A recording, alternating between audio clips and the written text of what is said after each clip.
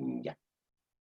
Muy buenos días a todos. Estamos en esta quinta sesión de nuestro ciclo Chile Constituyente, esta vez con el profesor Carlos Frontaura, profesor de Historia del Derecho de la Universidad Católica, ex decano de la Facultad de Derecho de la Universidad Católica, eh, quien nos va a hablar hoy día sobre un tema muy interesante y que se ha discutido mucho durante, digamos, ya un tiempo bastante prolongado acerca de la tradición constitucional chilena, si se quiere, si es que existe algo así, y si es que acaso la Constitución del 80 representa un quiebre respecto de esa tradición.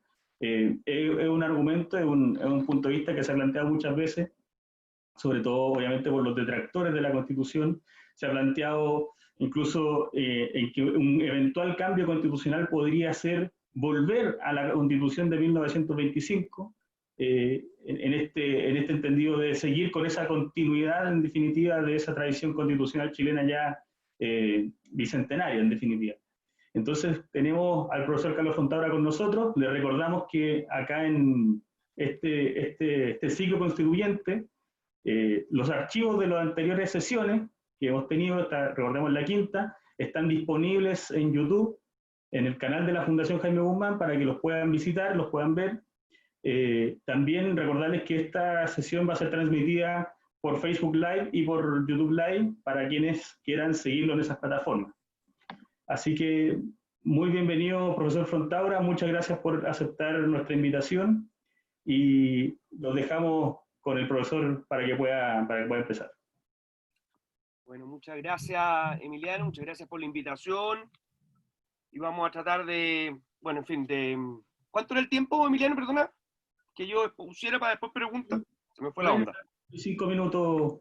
Ok, vamos a tratar de en estos 40, 45 minutos hacer como un esquema frente a esta pregunta, ¿no? Primero la tradición constitucional chilena y bueno, si la Constitución de 1980 representa un quiebre frente a ello. Yo, así como una prevención, quisiera decir que este es un tema que sobre todo empieza a adquirir importancia, yo diría, en la década del 2000 en adelante, ¿no? Hasta fines de los años 90, la verdad es que uno veía al constitucionalismo chileno, a los constitucionalistas chilenos, haciendo observaciones o críticas a la Constitución de 1980, siendo partidarios de ella o no, queriendo que se reformara o no, en fin, queriendo una nueva constitución o no, pero este no había sido un tema. Este es un tema que empieza a surgir con fuerza, diría yo, en la década siguiente, es decir, entre el 2000 y el 2010.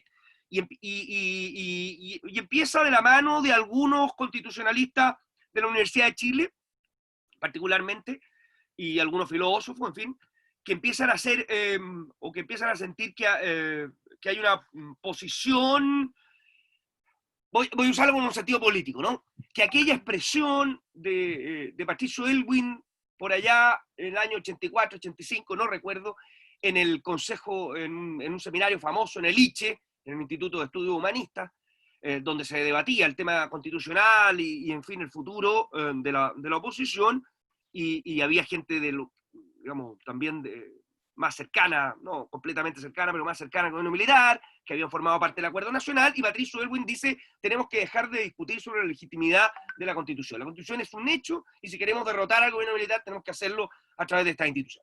Bueno, yo diría que desde fines de los 90, esta idea de que esto es un hecho tiende a cambiar. ¿Ah? Es coincidente precisamente con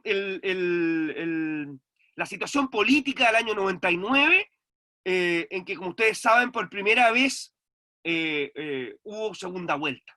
En que en la primera vuelta el candidato de la derecha, Joaquín Lavín, quedó a 30 y tantos mil votos, o 30.000 votos, no recuerdo exactamente, uno por mesa, decían, de Ricardo Lagos.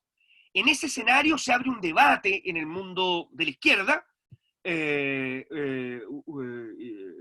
y ese debate tiene que ver con lo autoflagelante o autocomplaciente, ¿no? De esa época es el primer texto que yo al menos conozco, digamos, de posiciones más moderadas dentro de la izquierda, como o dentro de la cultura de la izquierda, porque hoy día ustedes se van a reír cuando yo diga de la persona que voy a nombrar, y lo consideren de izquierda, que era Alfredo Jocelyn Hall. Alfredo Jocelyn Hall es el primero, a mi juicio, en sostener en ese debate, en esa reflexión, que lo que ha hecho la concertación es gobernar con las instituciones y la estructura de la dictadura. ¿Ya? Y entonces a partir de ese momento se produce un proceso de reflexión que llevan adelante personas como Pablo Ruiz Tagle, Fernando Atria, que son las personas quizás más conocidas, y por supuesto desde fuera Renato Cristi, que como ustedes saben ha sido una persona que ha estudiado mucho a Jaime Guzmán y un sujeto muy crítico, diríamos, del planteamiento guzmaniano. Ahí se empieza a elaborar de a poco o progresivamente esta idea de la Constitución del 80 como una constitución que rompe con la tradición constitucional. Sin embargo, y aquí vengo a decir dos cosas más para ir tratando de profundizar en este tema, el propio Pablo Ruiz Tagle, en uno de los textos liminares de esta idea, unos textos, por supuesto los ensayos se habían publicado antes, pero en el texto liminar que se llama La República de Chile, diríamos que es publicado por LOM en el año 2006, en uno de sus textos liminares que se llama El constitucionalismo chileno entre el autoritarismo y la democracia, que es un texto que analiza lo que él divide a Chile en 5 repúblicas, digámoslo así, a partir de 1810, él mismo reconoce que conforme a la idea de tradición constitucional, considera que Chile, dice textualmente, dice, en Chile el constitucionalismo es el más sustancial de nuestros esfuerzos colectivos, dice, pero no ha llegado a ser un conjunto de ideas profundamente arraigadas y condicionadas históricamente acerca de la naturaleza de la ley, de la función del derecho de la sociedad y la forma de gobierno, acerca, en fin, etc. Muchas veces nuestros constitucionalistas se han visto reducidos a un esfuerzo individual, fragmentario, esporádico, que no se organiza como una transferencia sistemática de ideas.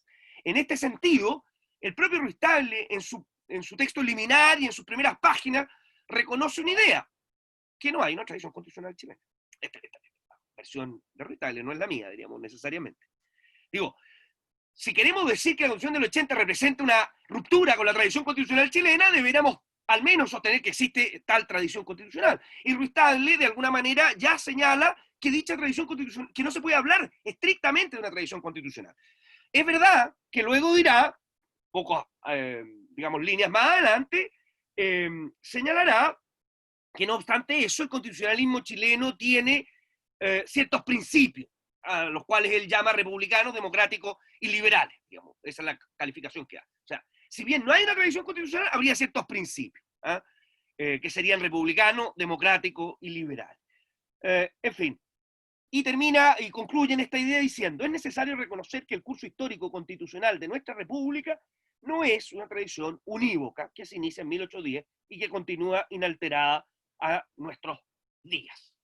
Por lo tanto, en resumen, lo que quiero decir es que quienes han planteado la ruptura que significa la Constitución de 1980, o al menos algunos de ellos, o por lo menos los más importantes, o los textos liminares de ellos, reconocen que en Chile no podemos hablar estrictamente de una tradición constitucional. Entonces, esta es una primera idea que a mí me gustaría como aclarar. Entonces, el origen, los debates de autoflagelante y autocomplaciente, fines de los 90, comienzo de los 2000, ahí empieza a elaborarse progresivamente. Obviamente se ha ido avanzando en estos 20 años, diríamos, en esa línea. Segunda cuestión, que aquellos que han sostenido más abiertamente esta situación, o esta ruptura, por otra parte, reconocen que en Chile no podemos hablar de una tradición unívoca constitucional. En fin. Tercera cuestión. ¿Dónde radicaría la ruptura o cuáles serían los elementos que graficarían, a pesar de no existir esa tradición, de alguna manera señalan que hay una cierta línea, estos mismos autores? Y básicamente me voy a referir a ellos, que son los que más conozco, ¿no?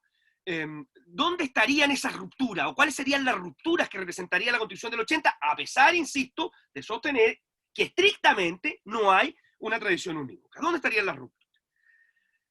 Yo diría que la primera gran idea, que está expresada en general en este libro al que me refería hace un rato atrás, del año 2006, es la idea de que en Chile se fue construyendo un constitucionalismo progresivamente, un constitucionalismo republicano, constitucionalismo que es roto por lo que ellos denominan un constitucionalismo autoritario que estaría en el texto de la Constitución del 80. ¿A qué llaman ellos constitucionalismo republicano? Bueno, son muchas cosas. Yo quiero decir que, claro, que ese texto no es un texto unívoco, es un texto escrito por dos personas, es un trabajo de varios años y por lo tanto está conformado por distintos ensayos, hace complejo una disección más específica de lo que ellos llaman o denominan constitucionalismo republicano frente a este constitucionalismo autoritario que representaría la Constitución del 80. Pero me voy a quedar con algunas ideas que me parecen relevantes para que ustedes puedan de alguna manera juzgar esta situación, ¿no? La primera de esas ideas está también al comienzo de ese libro, la anterior no estaba al comienzo, esta está al comienzo de ese libro. Dice, el republicanismo, dice, esto es el texto, el republicanismo es una conexión esencial, dice, entre democracia y libertad, debe llevar, o sea, el republicanismo que realiza esa conexión entre democracia y libertad, esta es la primera idea, debe llevar a los ciudadanos a adoptar tres hábitos fundamentales. Primero, el respeto del derecho, que se justifica por sí mismo y no por el miedo al castigo. Quienes quieran ver el origen de esto lo pueden encontrar en Romanos, la carta a los Romanos, capítulo 13, ¿no es cierto? Ahí los que sean un poco más, sepan un poco más o se manejen más de los textos bíblicos, recordarán que San Pablo dice que hay que obedecer a las autoridades, porque las autoridades han sido establecidas por Dios, en fin, etc. Y luego llama y dice que la ley obliga en conciencia, no obliga por el temor al castigo, sino que obliga en conciencia. Y luego llama a pagar los impuestos, en fin, etc. Pero si volvemos a la norma, entonces recordemos, Ruiz-Tagle y Christie están diciendo el republicanismo que conecta libertad y democracia, y por lo tanto ahí ya tenemos una primera aproximación al republicanismo o al constitucionalismo republicano que ellos llaman, aquel que conecta república, democracia y libertad, requiere como primer elemento, tres hábitos en los ciudadanos, requiere como primero de ellos es que un respeto al derecho que se justifica por sí mismo y no por miedo al castigo, o porque exista, dice, la intención de librarse de sus ataduras. O sea, está recurriendo a Romanos 13, básicamente. Esa es la primera idea de este republicano. La ley obliga en conciencia. Y ese sería un hábito fundamental. Segundo, el derecho no puede ser concebido como un instrumento de la voluntad de intereses particulares, ni siquiera de la mayoría. Ni siquiera de la mayoría. Y tercero, los ciudadanos deben poder participar en la vida pública para que sus puntos de vista y sus demandas sean escuchadas y deban estar en constante vigilancia para evitar concentraciones excesivas de poder que siempre constituyen un peligro. Esto, a su juicio, es lo que asegura una sociedad sin dominación. Estos serían los tres hábitos que hay que generar en los ciudadanos, o que deberían tener los ciudadanos, para los efectos de que se dé este constitucionalismo democrático y liberal. Bueno, yo me pregunto, de estos tres elementos, quienes conocen algo más del texto constitucional, ¿cuáles de estos están más débiles en la Constitución de 1980? ¿Cuáles de estos no están detrás del imaginario de la Constitución del 80? El primero, no cabe duda que está. La idea de que la ley obliga en conciencia y no por temor al castigo como idea. Esto no quiere decir que en la práctica no suceda lo otro. Como idea fundante, está por de pronto en la concepción de la persona, del Estado, de la sociedad que esa Constitución establece. O sea, incluso, es más, podríamos decir que esta Constitución, la de 1980, es mucho más gráfica, es mucho más expresa en esta idea que la anterior Constitución de 1925. La anterior Constitución de 1925 es más bien expresión de la idea más positivista, más de consenso político, la idea de que la ley es más fruto del consenso político que la ley es fruto de una idea de justicia, ¿no? Por decirlo de alguna manera.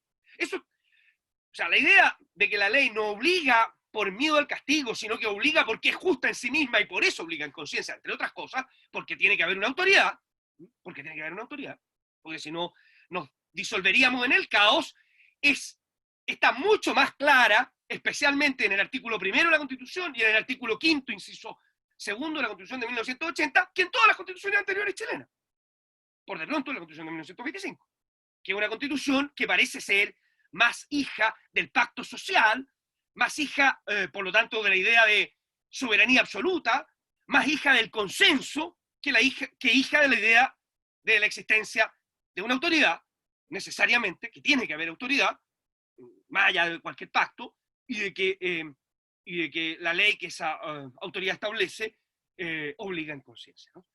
Segundo requisito, decíamos, o segundo hábito, el derecho no puede ser concebido como un instrumento de la voluntad de intereses particulares, ni siquiera la gran mayoría. Bueno, eso también está en la lógica de la Constitución de 1980, ¿no? En la lógica del artículo, primero la idea del artículo primero, nuevamente volvemos a las bases de la institucionalidad, la idea del bien común, graficada expresamente en esa Constitución, o sea, como tarea del Estado, por lo tanto, si el Estado está a cargo de conducir y de promover ese bien común, no podría no podría el derecho ser instrumentalizado en beneficio de un cierto grupo. Esto no quiere decir que en la práctica no ocurra. Sí. El divorcio entre la realidad y la práctica es permanente en cada uno de nosotros, es permanente en cada una de las instituciones, es permanente en cada una de las constituciones, de las repúblicas, de las monarquías, de lo que sea, ¿no? Es parte de la vida humana. Y por eso es que siempre hay que estar vigilante, tanto personalmente como institucionalmente, ¿no? Frente a eso. Pero conceptualmente, esta idea de que el derecho no puede ser instrumentalizado, ni siquiera por las grandes mayorías, miren ustedes, ni siquiera por las grandes mayorías, parece estar incluso mucho más claro en la Constitución de 1980 que en ninguna otra de nuestra historia, precisamente por la existencia de los poderes contramayoritarios, que es, como todos saben, consecuencia de un constitucionalismo de posguerra, ¿no? Y que no estaba de esa manera presente en la Constitución de 1925, ¿no? Gonzalo Vial decía, o solía decir, cuando describía la Constitución del 25, decía que en un comienzo las minorías encontraron protección en los derechos, hasta que a alguien se le ocurrió que se podían modificar los derechos mediante reforma constitucional. O sea, algunos de los fenómenos que hoy día estamos viendo también por la vía por vías semejantes, ¿no? Entonces, la Constitución del 25, la verdad es que permitió instrumentalizar el derecho. Esta es la realidad de la Constitución del 25.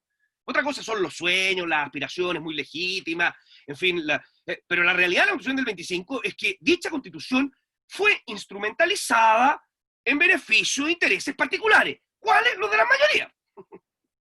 Yo no estoy diciendo que hayan sido buenos, malos, que esas decisiones, eso es otro problema, discutámoslo más largamente, pero que en los hechos dicha Constitución fue objeto de instrumentalización, tanto es así que el gobierno de la Unidad Popular, con el principal de sus juristas, que era don Eduardo Novoa Monreal, vio en esa Constitución y en las normas que esa Constitución había permitido, una herramienta, un instrumento para producir la transformación de la sociedad chilena sin utilizar o sin pasar por el Congreso, sin aprobarlo por la gran mayoría, ni siquiera vio en esa Constitución y en esas leyes aprobadas bajo esa Constitución el instrumento para servir a un proyecto partisano como el de la Unidad Popular, que a la luz de aquellos años y de aquellos momentos suponía la construcción de un Estado totalitario, ni liberal ni democrático. Pero en fin, eso ya podremos discutirlo y en materia de otro costal. O sea, si el republicanismo significa no instrumentalizar el derecho al servicio de un determinado proyecto, bueno, insisto, más claro está en esta Constitución. Y el último que nos queda, porque me he alargado demasiado, el último que nos queda es que los ciudadanos deben poder participar en la vida pública para que sus puntos de vista y sus demandas sean escuchados y deben estar en constante vigilancia. En fin. Este quizá es, o puede ser, un elemento más débil institucionalmente. Es decir, la Constitución de 1980 contempla la participación, pero por la vía o la figura de la representación, básicamente, que es también bastante corriente en el mundo occidental. Contemplaba originalmente en la Constitución otras formas de participación, especialmente a nivel municipal, que fueron modificadas y prácticamente no entraron jamás en vigencia, ¿no? Fueron modificadas rápidamente después del año 90, y en el sistema municipal estaba previsto como una forma precisamente de participación de las personas a través de sus organizaciones funcionales y de sus organizaciones territoriales. Es decir, la conformación del gobierno local estaba entregado no originalmente, o por lo menos así se había previsto, no a la lógica de la política partisana y de los partidos políticos, sino a una forma de participación que recogiera las organizaciones funcionales y territoriales que habían en ese lugar. Eso nunca pudo en la realidad ponerse en práctica, probablemente porque, entre otras cosas, porque los partidos políticos no estaban de acuerdo al final con un modelo de esa naturaleza que les podía restar poder. Segundo, porque era ajeno a nuestra tradición de los últimos 100 años, local, digamos, a la tradición municipal de los últimos 100 años, y por lo tanto había un cierto desconocimiento. Y tercero, porque vivimos en una sociedad moderna, liberal, donde el sujeto último de ese orden político es la persona y no las organizaciones. Sin embargo, también hay que decir que la Constitución de 1980 da amplitud para la generación de lo que podemos llamar los cuerpos intermedios, autonomía de los cuerpos intermedios. Por lo tanto, por esa vía uno podría sostener que había una mayor participación. Sin embargo, y por último, para terminar, este tercer elemento, un tercer elemento que a mi juicio se le puede achacar prácticamente a todas las constituciones desde la época de la independencia hasta el día de hoy. Ninguna de ellas ha sido una expresión muy sólida, muy fuerte, muy de peso, digámoslo así, respecto de la idea de la participación. O sea, lo que ha estado más desarrollado, menos desarrollado en la representación, más no la participación. Entonces, resumiendo, si nosotros tomamos esta idea, es decir, que el republicanismo, que es realmente liberal y democrático, es el que genera estos tres hábitos, yo me atrevo a afirmar que la Constitución de 1980, al menos los dos primeros, ha mostrado o ha demostrado tener un mayor contenido que todas las anteriores. Esta es una primera gran idea que me gustaría como que quedara como transmitir. Una segunda idea que señalan Christie y Ruiz Tagle es la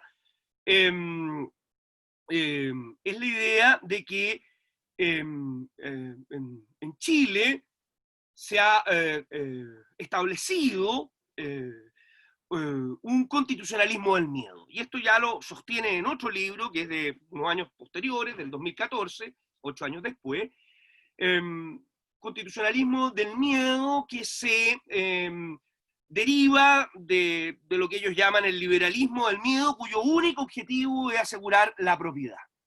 Y para comparar, justificar, en fin, etcétera, esta idea, y de alguna manera ese constitucionalismo del miedo vendría, por supuesto, a ser, que sería, su fruto sería la Constitución de 1980, vendría a ser una ruptura con el constitucionalismo anterior. Y para eso hacen una comparación entre el origen de la Constitución de 1980, que es el quiebre institucional de 1973, con el surgimiento del constitucionalismo estadounidense y de la Unión, digamos, en 1786, o sea, casi 200 años antes, ¿no? Hacen una comparación, yo no soy experto en historia constitucional estadounidense, pero aparentemente ellos plantean ahí que la rebelión de Chase, o de Daniel Chase, que era un propietario empobrecido, conjunto con otros propietarios empobrecidos por el cobro de impuestos altos y que había llevado a atacar, digamos, los tribunales de justicia que estaban rematando las propiedades, había provocado un gran temor, un gran miedo, esa es la palabra precisamente, en las élites dirigentes, en los grandes comerciantes, en los grandes terratenientes de los estados de la Confederación Estadounidense a esos momentos, y el aplastamiento de la rebelión de Chase habría conllevado el nacimiento de la Constitución de Estados Unidos, que sería una constitución fruto de un constitucionalismo del miedo para asegurar la propiedad, la libertad fundamental. La propiedad. Y entonces hacen una comparación entre los dos modelos y dicen, mira, este constitucionalismo del miedo, el miedo de los grandes terratenientes y comerciantes llevó a la aparición de un constitucionalismo como el estadounidense, que en el fondo es una protección a la propiedad. Y es lo mismo que sucede en el caso de la Constitución de 1980. Y la conclusión de eso es que la Constitución de 1980 responde, la concepción de la propiedad dentro de la Constitución de 1980 y Guzmán en eso sería el artífice, diríamos, corresponde a una idea de la filosofía individualista radical. La concepción de la propiedad en esa constitución sería muy distinta de aquella de nuestra tradición original y sería una idea propia de la filosofía individualista radical. Bueno, yo frente a esto tengo dos observaciones.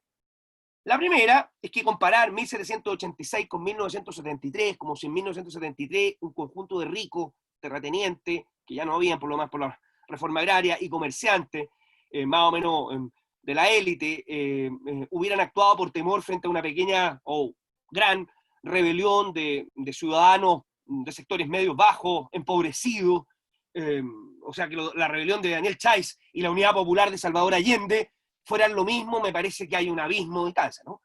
Esto es la primera observación, así a la rápida, ¿no? En 1786 no existe Marx, ¿no? Por de pronto. No existe el marxismo, y no existe la cortina de hierro, no existen los países de la órbita soviética, no existe Cuba, ¿no? Con sus estados totalitarios, digamos. No existe el totalitarismo en sus distintas vertientes, marxista, fascista, que es una expresión del siglo XX. En fin, no voy a seguir abundando, pero me parece que esa comparación, al menos no, o sea, si ustedes quieren decir, si la Constitución del 80 es fruto del miedo, por favor, este es un miedo muy distinto del que podría haber dado origen a la Constitución de Estados Unidos, digamos, la primera idea. Y la segunda idea, que a mí me parece que también es discutible, esta idea de no sé a qué se refiere con que antes de la Constitución del 80 no hubiera una filosofía individualista radical en las constituciones, en materia de propiedad. O sea, no sé a qué se está refiriendo, porque la Constitución de 1833 es mucho más individualista en su concepción de la propiedad que la Constitución de 1980. La Constitución de 1980 recoge varias ideas que habían sido generadas durante los años 60. ¿Qué cosas la Constitución de 1980 en materia de propiedad restringe en relación a la última reforma, diríamos, al texto de la propiedad del año 71? Bueno, los excesos que se habían llevado a partir del año 63 en adelante. Eso es lo que la Constitución del 80 trata de limpiar. No termina ni con la función social, ni con la posibilidad de limitar la propiedad. Es más, el propio Guzmán es el que defiende en la comisión la idea de que la limitación del ejercicio del derecho de propiedad es una atribución, es una ponderación que debe realizar la autoridad y que ni siquiera los tribunales de justicia tienen el derecho de ponderar. O sea, cuando la autoridad, mediante los procedimientos, por supuesto, legales, y sin que signifique la privación total del derecho, establezcan un límite al ejercicio de la propiedad en función del bien común, esta es la idea que desarrolla Guzmán cuando habla del tema de la propiedad, está perfecto. Se puede equivocar o no, ese es otro problema, y los ciudadanos tendrán que juzgarlo cuando tengan que elegir a sus futuros gobernantes, dicen. Pero no corresponde que sean los tribunales de justicia los que entren a ponderar si corresponde o no esa limitación al derecho de propiedad. A lo más, los tribunales de justicia deben quedar reservados para ponderar si esa limitación no es limitación, sino privación. Por lo tanto, uno le podrá gustar más o menos, podrá pensar que hay mejores fórmulas o peores fórmulas para describir el derecho de propiedad, pero es absolutamente falso sostener que la Constitución de 1980 concibe una idea, una filosofía individualista radical, ¿no? Radical. Entonces, en síntesis, para ir después a lo que yo les quiero proponer, en síntesis, me parece que la idea de que hay un constitucionalismo, primero, que hay una idea de tradición constitucional chilena, más o menos permanente, y qué sé yo, en fin, que la Constitución del 80 significa una ruptura respecto de ella, me parece que es evidente que no hay tal, ¿eh? Que no hay tal. Ni siquiera los autores de estas teorías sostienen realmente que haya una tradición unida. Es más, estos autores sostienen, por ejemplo, que la Constitución de 1833 desarrolla un constitucionalismo autoritario. Así que, si la Constitución del 80 fuera una especie de continuidad de la Constitución del 33, en su primera versión, bueno, parece que no hay tal ruptura. Segundo, cuando ellos tratan de describir por qué esta Constitución es tan radicalmente o rupturista o diferente de la anterior, aluden a conceptos como los que ya aludimos, o los que ya señalamos, es decir, que hay un republicanismo, que hay un constitucionalismo republicano, que es aquel que desarrolla esos tres hábitos que hablábamos antes. ¿Ah? La ley obliga en conciencia, el derecho no puede ser instrumentalizado por ningún grupo, ni siquiera por la gran mayoría, y la participación de las personas. De esos tres elementos, dos de esos están más claros en la Constitución del 80 que en ninguna otra constitución anterior de la historia de Chile, o por lo menos no en la Constitución del 25. Y el tercero, un elemento más débil, por las razones que ya explicaba, pero es un elemento débil en casi todas las constituciones chilenas. Por lo tanto, no veo que eso nos pueda dar un fundamento para corregir esto. Y lo segundo, la idea de un constitucionalismo del miedo, destinado a proteger la propiedad, se sustenta sobre la idea de que hay un concepto de propiedad en la Constitución de 1980, que es un concepto que obedece a una filosofía radical individualista, que la verdad, a la luz más precisa de su texto, uno podrá gustarle o no, en fin, no es eso lo que dice esa constitución, esa normativa no impide llevar adelante procesos de expropiación si fuera necesario. Es más, el propio Guzmán, frente a la comisión, señaló expresamente que a él le parecía que procesos como el de reforma agraria, su problema no estaba en el hecho de llevarse adelante una reforma en que no se pudiera indemnizar exactamente a las personas como correspondía. A él le parecía que eso era posible de hacer. Siempre, decía él, que la carga de eso recaiga proporcionalmente en todos y no en un solo grupo de las personas. Eso es lo que le parecía injusto a él. Del proceso de reforma agraria, él no criticaba, podía criticarlo de una perspectiva como herramienta de política pública, pero de una perspectiva constitucional y de justicia, él no criticaba el que no se le pagara, que fuera masivo, porque era posible, a su juicio, en función del bien común, llevar a cabo un proceso amplio de expropiación con el objeto de difundir la propiedad.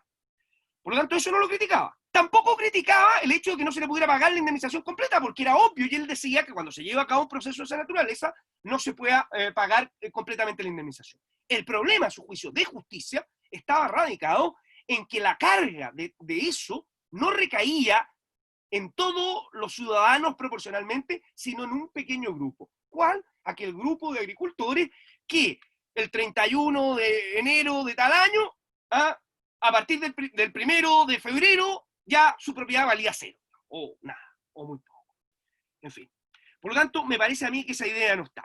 Yo creo que lo que mejor grafica todo este concepto es cuando Cristi Ristal, en el libro del 2014, dicen que la Constitución del 80 solo le interesa la prosperidad, que la Constitución del 80 protege la libertad para proteger la propiedad y no para producir igualdad, y por lo tanto construyen, lo cual genera, dice textualmente, el mercado tiene la última palabra con respecto a la distribución del ingreso.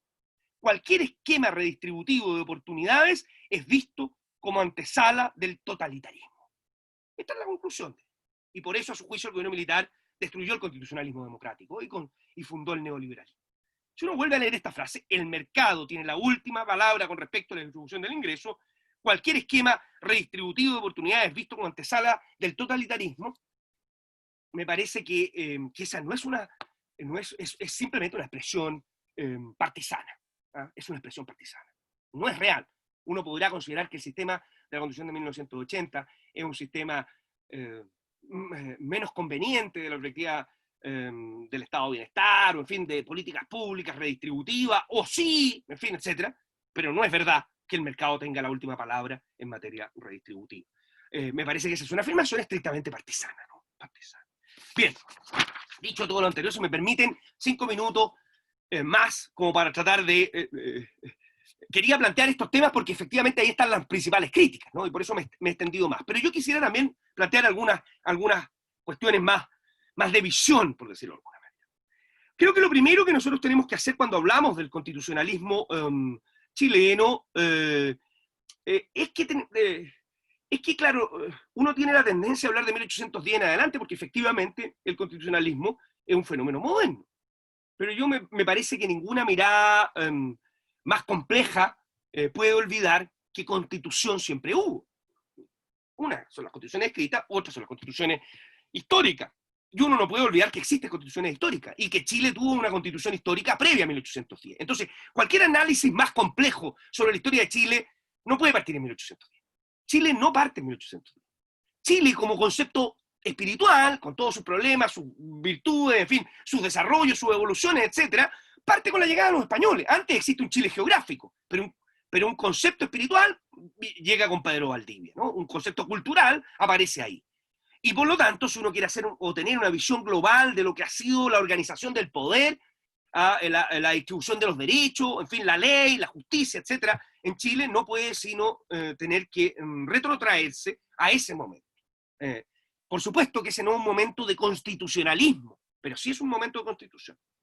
Y entonces una mirada compleja tiene que incluir eso. Segundo, me parece a mí que una segunda cuestión que también es vital es distinguir en qué sentido hablamos de republicanismo. Porque evidentemente un sentido formal de república es aquel que la opone a monarquía. Y en ese sentido uno podría decir, mira, hay un republicanismo en Chile que se opone a la monarquía que nace con el proceso de independencia. Pero eso es un sentido formal. La idea de república es mucho más profunda y anterior, ¿no? Y como ustedes bien saben, la república lo que se opone realmente a la tiranía. Esa es la idea central. Más allá de si gobierna uno, mucho, en fin, etcétera, cómo participan los otros, etcétera. La idea central es que la república se opone a la tiranía. ¿Y cuál es el concepto central de la tiranía? La tiranía, digamos, la idea central de la tiranía, por lo tanto es la que se contrapone a república, la idea central de la tiranía es que hay un poder que no reconoce límite alguno. La tiranía significa eso. Un poder, digámoslo así, absoluto. Un poder total, que no reconoce ningún límite alguno, que no reconoce que hay un orden de lo justo, que hay un orden que está por fuera de ella. Esta es la diferencia sustantiva. Por lo tanto, la otra es relevante, es importante, por supuesto que entrega herramientas, no estoy desechándola, pero me parece a mí que lo más sustantivo es comparar república con tiranía más que república con monarquía.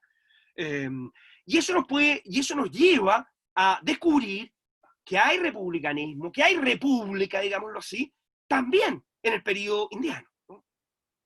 Con sus efectos, con sus virtudes, como todo en la historia de la humanidad, lleno de contradicciones, pero en esa época también hay república. Y la hay cada vez que se reconoce que no hay un poder absoluto. Es más, ese sistema tenía herramientas que permitían que el pueblo, digámoslo así, participara en su gestión y en el gobierno de lo propio, no solo por la vía del cabildo, sino oponiéndose incluso a aquellas legislaciones o leyes que no tenían en vista la realidad de los hechos ocurridos en América. Podían, el famoso se acata pero no se cumple, más allá si se usó bien, más allá si se usó mal, que habría que verlo en cada situación, era una idea de participación ciudadana. ¿Qué idea mejor de participación ciudadana que esa? Una ley dictada por quienes tienen a cargo la autoridad de estas leyes, que llega al pueblo y el pueblo dice, mira, ¿sabes qué? Esto no se aplica. Si la aplicamos acá va a afectar el bien común. Así que se acata, se obedece, ¿verdad? Porque es una ley proveniente de quien tiene a cargo la comunidad, pero no se cumple y se pide que la cambie. Bueno, esta es una expresión, ya, ¿qué mejor expresión de república que esta? ¿No? Entonces esta es una segunda cuestión que me parece esencial. Una tercera cuestión que me parece esencial. Me parece a mí que la independencia y el proceso de independencia, que es de donde parten todos estos análisis, implica una doble ruptura. Y una doble ruptura esencial, digamos, ¿sí? Y que me parece ha sido poco estudiada o analizada o pensada por nuestros constitucionalistas, publicistas, historiadores, en fin, etc. O por lo menos no con la profundidad o hondura que merecería. Es una doble ruptura, primero, porque se rompe la comunidad política. El proceso de independencia en América significa, frente a un problema de mal gobierno, o sea, frente al mal gobierno, eso es lo que había en España había crítica al mal gobierno, y en América había crítica al mal gobierno. El problema de fines de la centuria, del siglo XVIII, es el problema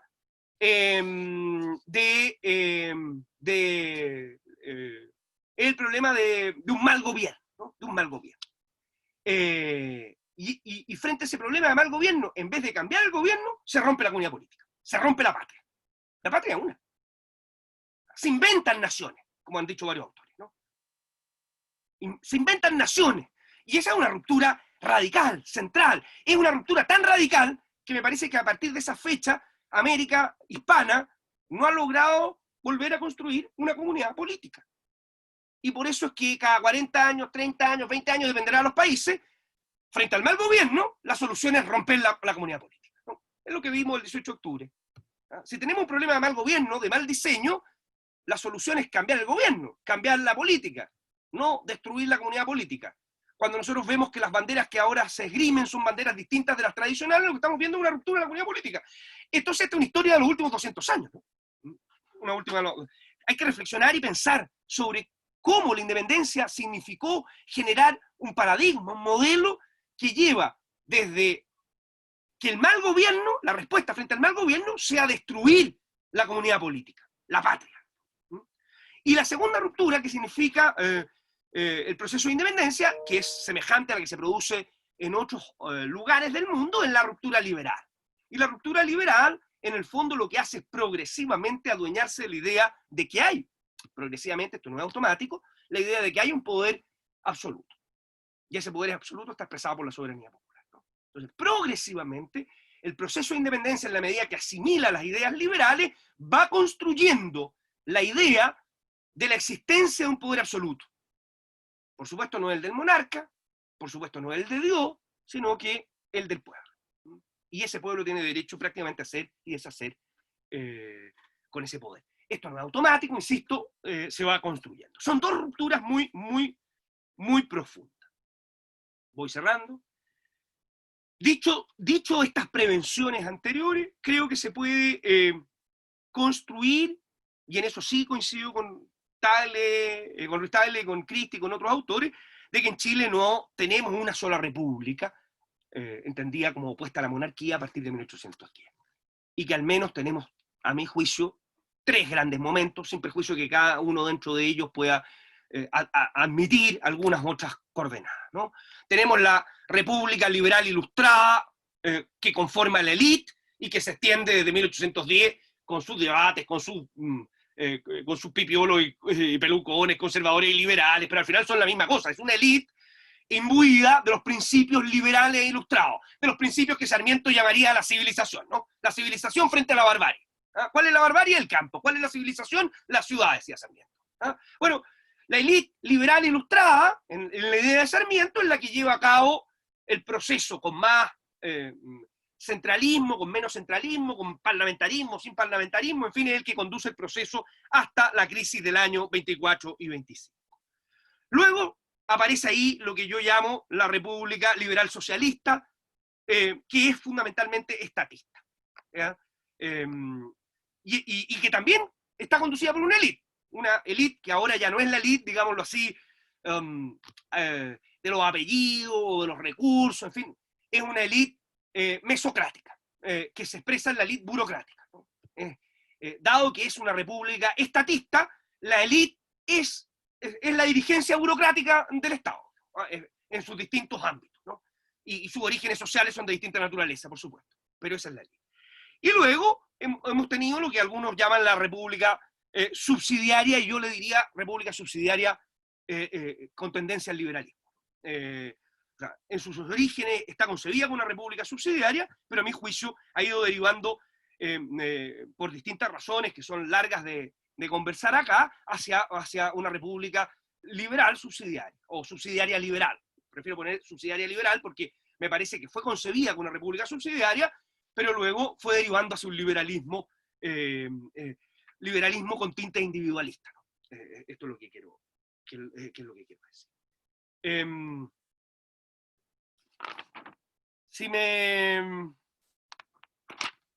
Estos son como los grandes conceptos, ¿ah? Los grandes conceptos. Ahora, en estas tres repúblicas, ¿cuáles han sido los elementos de continuidad? Y con esto sí cierro. ¿Cuáles son los elementos de continuidad en estas tres grandes repúblicas? La idea liberal ilustrada, la soberanía popular, los derechos individuales, la separación de poderes, ¿no? Como con los grandes articuladores del liberalismo o el proyecto liberal. Y por otra parte, la idea del proyecto ilustrado, es decir, la idea del hacer felices a las personas, la prosperidad y felicidad pública como el objetivo o la tarea del gobierno, ¿no? La felicidad y prosperidad pública, que se ha ido convirtiendo, transformando simplemente en bienestar material.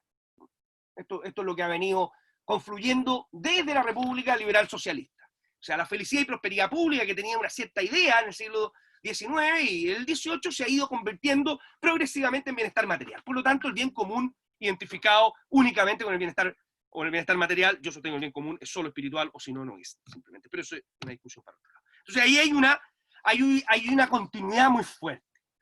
hay también, desde una perspectiva estructural, orgánica, una cierta continuidad. Las ideas de nulidad de derecho público, la idea de obediencia y no de liberación de las Fuerzas Armadas, la idea de la legalidad en el gasto público, la idea del Estado unitario. Todos son conceptos que hemos tenido permanentemente. ¿Cuáles han sido las diferencias entre estos grandes textos, ¿no? entre estas grandes repúblicas?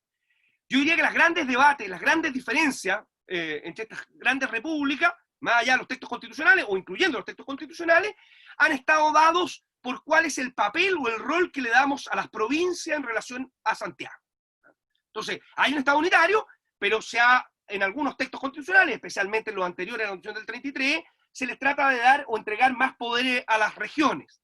Luego se rompe con la Constitución del 33, en el texto de la Constitución del 25 se intenta hacer, pero no se hace nada, porque el texto de la Constitución del 25, como ustedes saben, crea las asambleas provinciales, pero nunca se crearon realmente, y la Constitución del 80 vuelve sobre esa idea con la descentralización, con la idea de los gobiernos regionales, en fin, etc. Entonces ahí hay una tensión.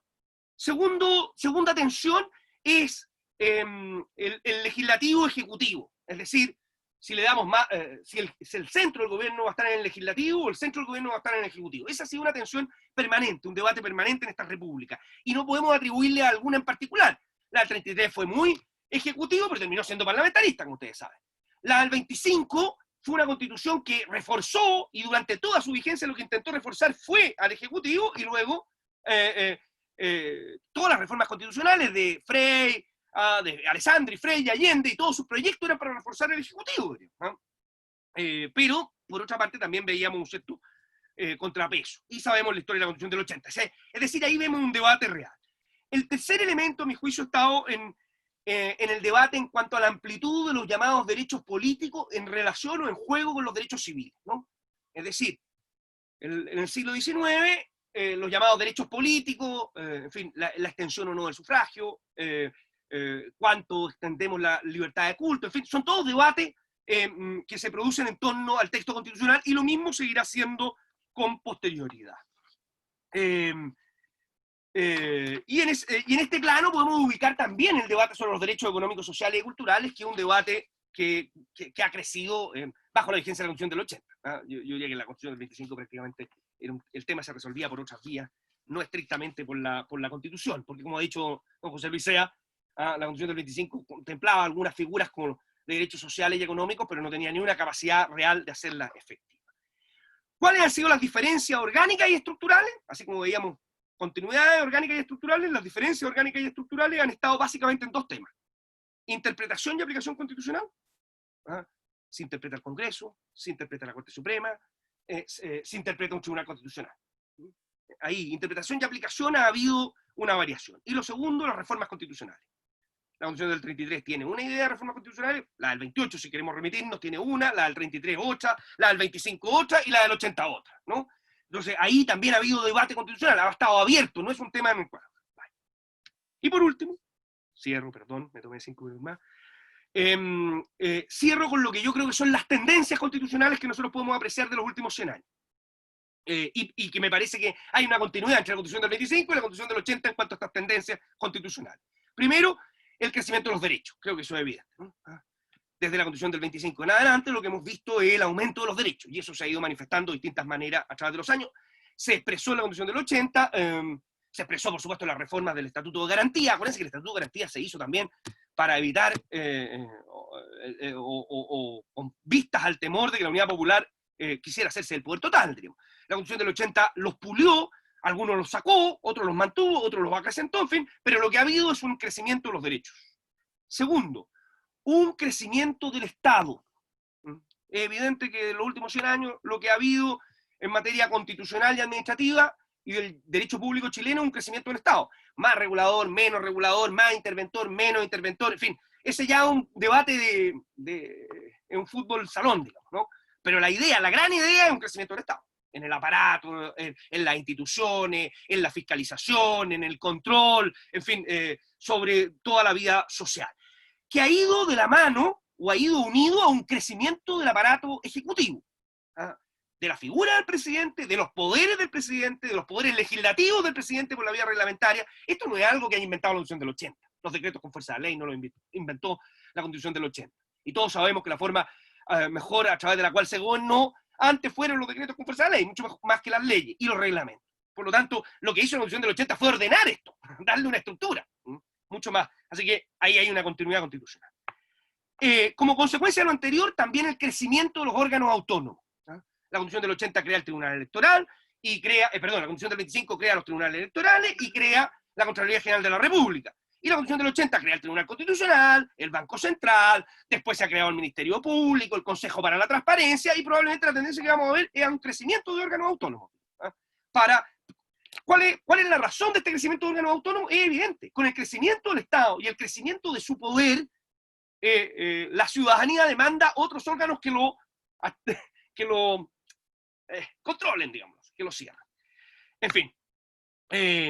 Por último, la tendencia, y aquí retomo algo que ya había dicho, y termino, la tendencia última que me parece a mí más clara es que el proyecto ilustrado de felicidad y prosperidad pública se ha convertido en un proyecto meramente materialista, de bienestar material. Eso es, perdón Emiliano, me demoré un poco, pero quería tratar de despejar un poco los orígenes, en fin, los grandes argumentos, y por último, cuál era mi visión al respecto. Voy a bajar perfecto, profesor. Muchas gracias por su intervención, muy buena. Tenemos algunas preguntas. La modalidad de las preguntas, como lo hemos hecho en otras ocasiones, están en el orden que han sido expuestas en la pestaña de preguntas y respuestas. Se habilita el micrófono para que la haga en voz alta y todavía pueden ir dejando sus preguntas si es que tienen alguna. Así que partimos con la pregunta de don Maximiliano Radest. Vamos a habilitar el micrófono para que esté atento.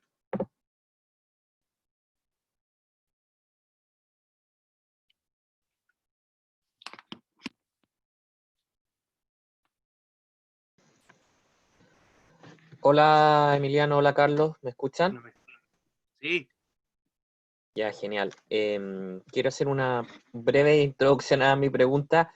Se está debatiendo mucho en Chile en torno a modificar el régimen a un parlamentarismo o semipresidencialismo. Es una idea que se ha dado bastante antigua en el debate. Hay un libro, La Católica de Linz, de Leiphart, de Valenzuela, de Óscar Godoy, de los 90. En los últimos años se ha ido presentando la opción de un semipresidencialismo, hay hartos escritos. Hay personas como Sartori que dicen, bueno, en países como los latinoamericanos que tienen una tradición presidencialista, en vez de pasar abruptamente a un parlamentarismo, tal vez es mejor una opción semipresidencial. Y lo que te quería preguntar, Carlos, dado tu expertise y conocimiento histórico, es ¿qué nos puede enseñar la historia en torno a este debate? ¿Por qué sería o no bueno mantener el presidencialismo actual? En lo personal yo me he ido convenciendo con el tiempo de que el presidencialismo, que estoy convencido viene de la tradición norteamericana, es bueno para Chile, dado que históricamente hemos tenido mayoritariamente presidencialismo, y de que el presidencialismo no es que sea un problema cuando el presidente sea de un signo político y el Congreso de otro, sino que la lógica norteamericana es a limitar el poder y que se tengan que poner de acuerdo, y que eso no es problemático, a diferencia de lo que opina la gente que promueve el parlamentarismo o el semipresidencialismo, que ve eso algo como problemático. Entonces quería preguntarte qué es lo que nos enseña la historia de Chile para enfrentar este debate. Muchas gracias. Sí, gracias, Max. ¿Contesto el tiro o espero más preguntas, Emiliano? ¿Cómo lo hacen? Conteste ahora y después vamos a hacer nuestras preguntas. Bueno, Max, a ver, yo creo que la historia de Chile no nos enseña mucho al respecto, porque, para ir directamente a tu pregunta, ¿no? Porque en el fondo, claro, Chile tuvo una experiencia pseudo parlamentarista, pero como todos sabemos, un parlamentarismo muy, digamos, que no nos sirve como instrumento para poder comparar, no solo porque ocurrió hace ya 100 años atrás, se terminó prácticamente, y por lo tanto era otra sociedad en la que participaba de ese debate, sino porque además la institucionalidad prevista en la Constitución del 33 era una institucionalidad tan diferente que impedía hacer aquellas cosas que son propias del parlamentarismo, ¿no? Tener una sola cámara política estrictamente, qué sé yo, disolver esa cámara política cuando hay desacuerdo entre jefe de gobierno, digamos, y ese Congreso, y por lo tanto convocar a elecciones anticipadas. Todos elementos que estaban, como todos saben, en la mente original de Gaña y en la propuesta original de Gaña, ¿no? La verdad es que el Senado, en la propuesta original de Gaña, era un Senado mixto, diríamos, era un Senado que con miembros elegidos, acuérdense ustedes que la figura eran senadores nacionales, no se votaba por lugares, sino que eran senadores nacionales, pero además de eso lo integraban personas que provenían del ejército, en fin, de la dignidad eclesiástica, una especie de cámara de honores, si ustedes quieren. Y la cámara política era claramente el Congreso, o sea, la Cámara de Diputados, y a su vez el presidente formaba parte de esa Cámara de Diputados, en el proyecto original de Gaña, y podía disolverla, digamos. Entonces, claro, pero todas esas normas no se aprobaron, por lo tanto el parlamentarismo chileno sirvió de poco, o nos sirve de poco como referente.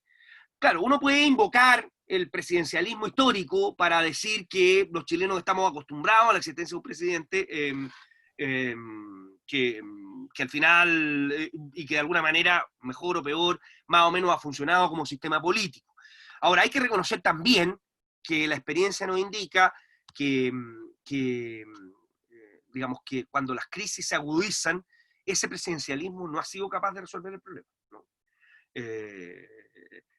Y al final se termina esto resolviendo básicamente por las armas. Entonces, en las crisis que vivió Montt, claro, terminó ganando él porque recurrió en su favor Manuel Bulnes, diríamos, pero en el fondo fueron crisis que no fue capaz de resolver él como presidente, diríamos. En la gran crisis de 1891, ¿para qué decir, diríamos? En la de 1924 tampoco, y eso que ahí, bueno, ahí había un parlamentarismo, pero era un parlamentarismo falso, como lo sabemos. Y por último, en la de 1973. Y si nos queremos ir más reciente, la del 2018, tampoco la figura del presidente ha sido capaz de resolver una crisis como esa.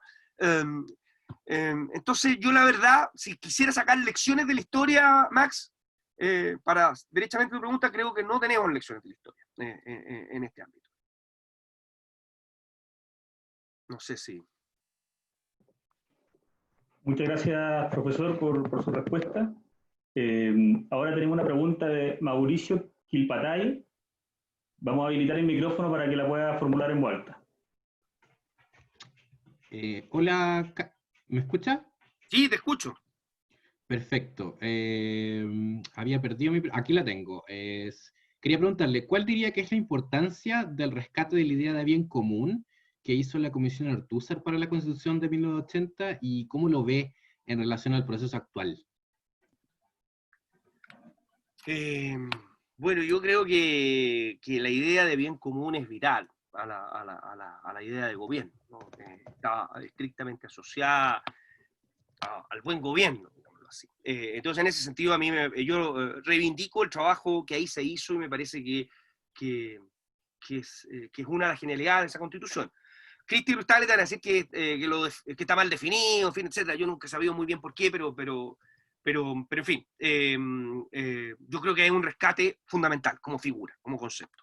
Ahora, yo creo que lo que sí creo que para el debate actual, por supuesto, hay que tratar de mantenerlo y definirlo y definirlo adecuadamente, pero me parece que desgraciadamente el bien común hoy día, y este es un problema, por supuesto, de quienes defienden la idea de bien común, se ha tendido a identificar con los bienes materiales y el bienestar material. Y lo que ocurre, como todos saben, es que un bien material no puede ser común, porque no se puede comunicar. Un bien material se puede repartir en partes iguales o no, en fin, pero no lo podemos comunicar, ¿no? Si yo traigo un chocolate, lo dividimos acá entre el webinar Emiliano y yo, diríamos, y lo repartimos en partes iguales, claro, cada uno se va a comer su pedazo de chocolate, y está muy bien, y es muy bueno. Yo no estoy hablando en contra de una distribución más equitativa, igualdad, no es el punto. El punto es que eso no es el bien común. El bien común al final es un concepto espiritual, es aquel que podemos compartir tú y yo, los que son ricos, los que son pobres, en fin, los que tienen más o los que tienen menos. Y esta es la debilidad fundamental de Chile y de muchos países en el mundo occidental, no solo de Chile, ¿no? Y probablemente una debilidad que, si tú me apuras, yo creo que que sus raíces se pueden entroncar desde el momento de la ruptura de la independencia, ¿no? Entre otras cosas. Probablemente quizás antes. Muchas gracias, Carlos. Tenemos una pregunta de Felipe Lyon que está formulada en términos muy parecidos a la pregunta que hizo recién Max Rabes. No sé si Felipe se da por respondido o prefiere hacerla, digamos. Hola, ¿se escucha o no? Sí. Hola Emiliano, hola Carlos. Hola Felipe. Muchas gracias por la presentación.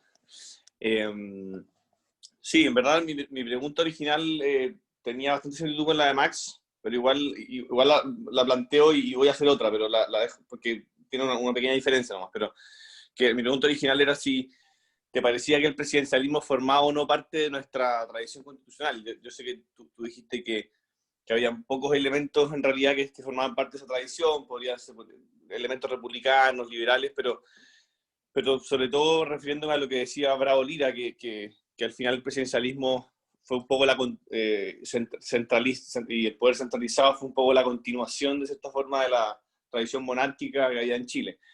Y si eso es esencial o no, ¿te parece que es esencial o no para una eventual nueva constitución? Pero eso igual ya lo contestaste en parte, pero sí, entrando en el tema del debate constitucional actual, a veces uno puede, y también escuchando a ti y uno reflexionando, uno entra en un escepticismo de cierta forma pensando que al final acá hay un problema que es de la modernidad y que es de Occidente, en el fondo, y que cuesta encontrar valores comunes sobre los cuales construir la comunidad política, por así decirlo. Entonces, por eso muchos dicen que lo que necesitamos es simplemente un conjunto de reglas una constitución mínima, se habla, un conjunto de reglas procedimentales que ayuden a que cuando estamos en desacuerdo no nos matemos, pero que no se puede aspirar a mucho más que eso. Entonces, ¿qué piensas tú respecto de eso?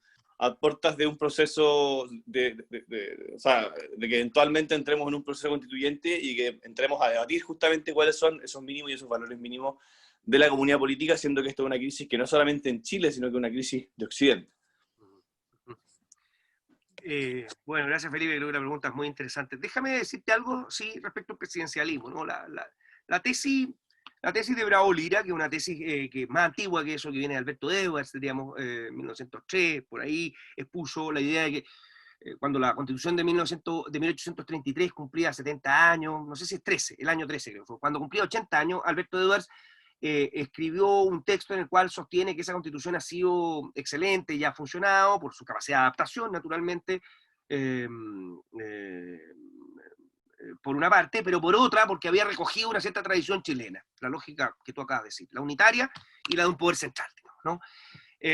Yo, fíjate que creo que es una tesis, sí, con cierto atisbo, con cierto elemento, pero que yo no, en la medida que me he ido estudiando más el periodo indiano, me da la impresión de que se están confundiendo los últimos años del mundo Borbón con la realidad indiana que tiene 200 años antes de eso. Primero, ni Chile era tan unitario, ¿no? Y la prueba está que los primeros 20 o 30 años las ciudades surgen muy fuertes, porque en las ciudades está la república en el mundo indiano. ¿Eh? La comunidad política, la patria, vuelvo a la idea que le había dicho entonces, la patria es la patria hispana. Nosotros somos un reino, el reino de Chile, que tiene una cierta unidad política, geográfica, espiritual, pero que pertenece a una comunidad mayor que son las Españas, como juraban los reyes. Entonces, las ciudades en este reino de Chile juegan un rol muy importante, son la verdadera comunidad política. Y entonces está San Felipe, está, en fin, Santa Cruz,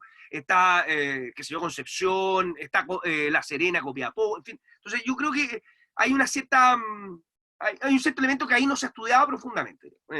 Y lo segundo, la idea del centralismo, es verdad que los Borbones concentran el poder, pero la realidad de los Habsburgo es otra muy distinta, hay mucho más autonomía. Como ha dicho el profesor argentino Eduardo Martiré, digamos, los Borbones, los Habsburgo establecieron un régimen de gobierno bastante autónomo para las Indias. Por eso es que no hubo, a juicio de Martínez, en la tesis de Martínez, por eso es que no hubo independencia antes. Entonces, nada, si bien yo ya dije algunos elementos, quiero agregar este otro, si uno quiere mirar en perspectiva. Yo creo que el debate sobre si debe primar el presidente o el legislativo es un debate que ha estado abierto desde 1810. Ya ha habido para los dos lados. Segundo, creo que la tendencia constitucional ha sido a concentrar el poder en el Ejecutivo, así como crece el Estado. No sé lo que va a pasar ahora, pero esa ha sido la tendencia, diríamos, de los últimos 100 años. ¿Ya? Esas son las únicas apreciaciones que yo puedo hacer históricamente. ¿Ya? Ahora, respecto del planteamiento que tú haces más de fondo, que me parece que es mucho más hondo, digamos, yo tiendo a coincidir un poco con ese escepticismo al que tú te refieres.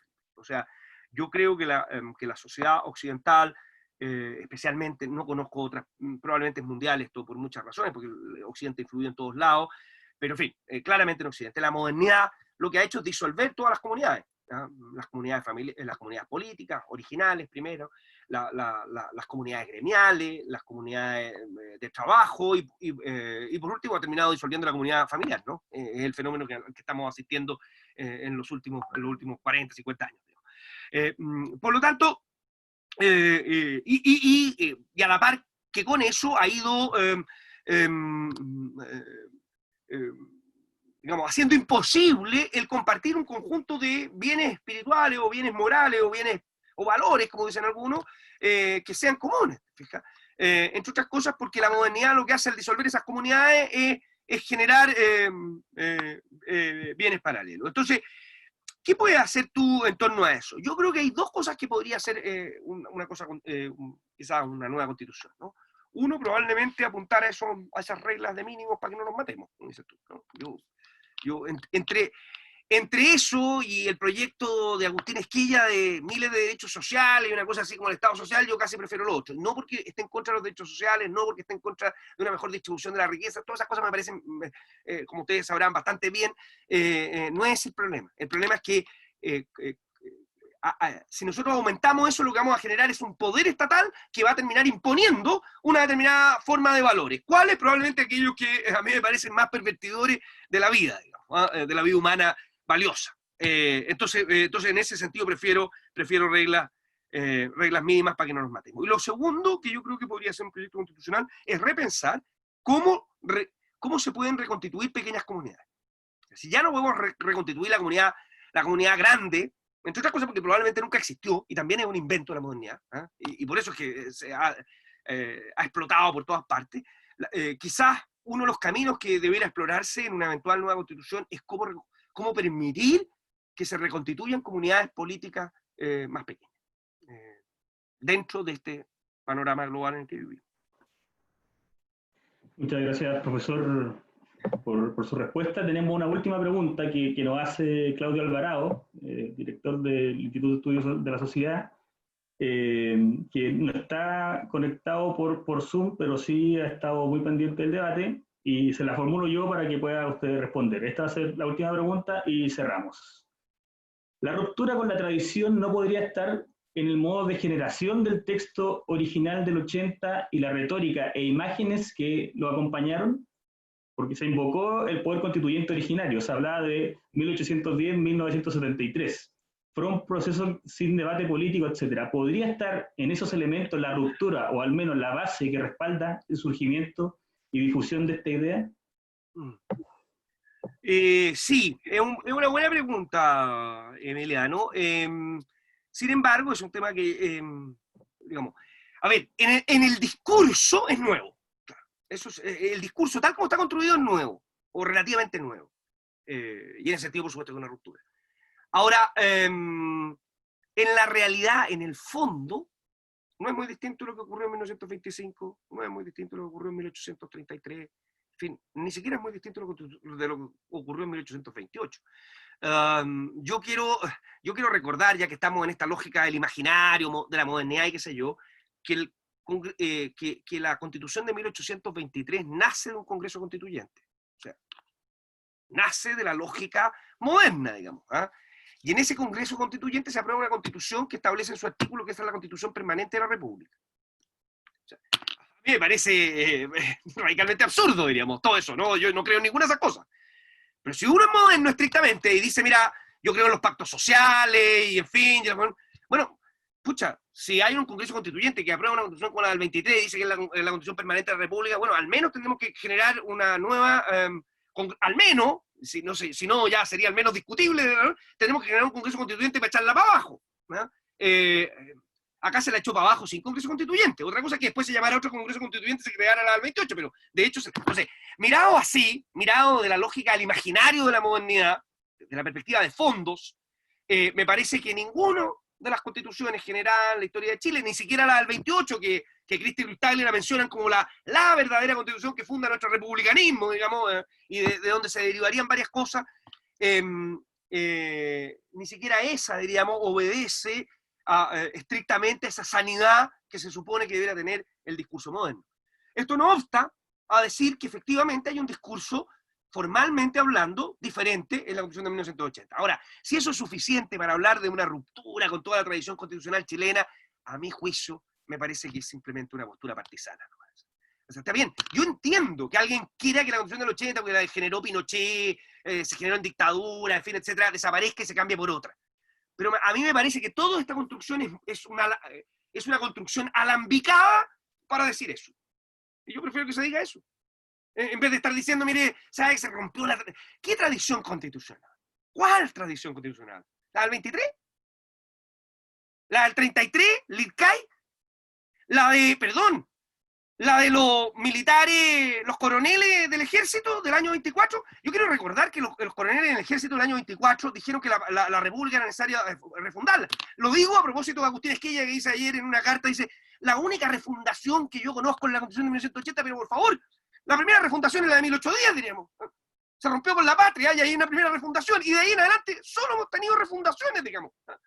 Los propios coroneles que se sublevan en el año 24, que son los que ustedes recuerdan que llaman después a Alessandri, son los que se toman el poder frente a los generales, llaman, en la proclama del 11 de septiembre del año 24, ustedes la pueden buscar y leer, dicen que el país sufre de un cáncer. Miren, las mismas palabras, el cáncer de Lee, sufre de un cáncer. Y debe ser reconstruida y refundada. Entonces, pamplina. O sea, todo eso me parece una pamplinería, diríamos, para decir algo muy obvio y muy natural y muy lógico y muy legítimo. La Constitución del 80 se hizo en dictadura, la hizo Pinochet y por eso hay que cambiarla. Todo lo demás es retórica inútil, me parece a mí. Perfecto, perdón, ya viste, y ahí me grabaron, esto va a ser pésimo. Pero bueno, las redes. Muchas gracias, profesor, por su gran exposición. Queremos agradecerle en nombre de la Fundación Jaime Guzmán y, por supuesto, de los asistentes, su muy buena exposición. Les recordamos que la próxima semana tenemos una nueva sesión de este ciclo, con la discusión a propósito de lo que se discutió hoy día también, sobre el presidencialismo y semipresidencialismo como una alternativa para una forma de gobierno, un régimen de gobierno en un eventual cambio constitucional. Esta sesión va a ser un horario distinto. Desde esa sesión en adelante vamos a cambiar, van a ser los jueves por la tarde, y lo esperamos, evidentemente, por las mismas vías que hemos tenido ahora y también por la inscripción que han realizado. Quienes ya se han inscrito antes solo tienen que esperar a que llegue el link para su conexión y queda disponible para poder participar. Así que agradezco mucho al profesor nuevamente por su participación y también a los asistentes, y nos estaremos viendo la próxima semana, el jueves a las 7:30. Eso, que tengan un muy buen fin de semana. Hasta luego. Adiós. Gracias, Emiliano.